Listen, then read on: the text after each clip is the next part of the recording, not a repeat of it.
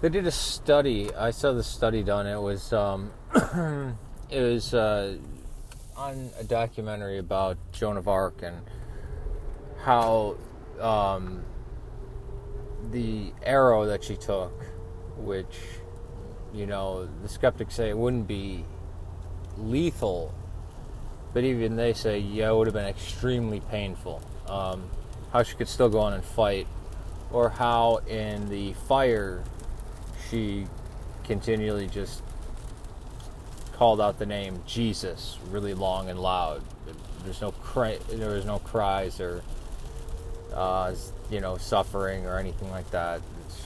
The English claim that because she was a witch, but actually they did a study and they took 20 atheists and 20 Catholics, and they showed them portrait of the Virgin Mary and a portrait painted of just some lady by Leonardo da Vinci. I think it was actually Lucrezia Borgia. And they gave them electric shock each time, and they rated the pain. And not only did the people rate the pain, but they also had, I believe it was an MRI of their brain. And it showed up a marked difference in the Catholic brain that didn't appear in the atheist brain. That when the Catholics were viewing the portrait of the Virgin Mary and not the other woman, that the pain centers there was a marked actual decrease in pain.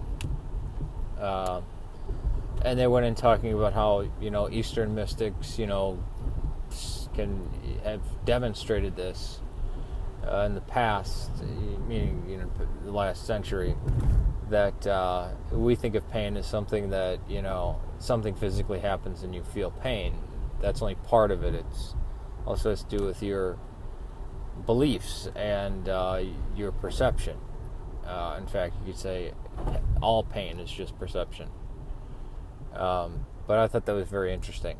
Now I'm sure somebody's going to come on here and say, well, yeah, but you could have a Hindu and you could have the god Shiva and it would be the same result. Yeah.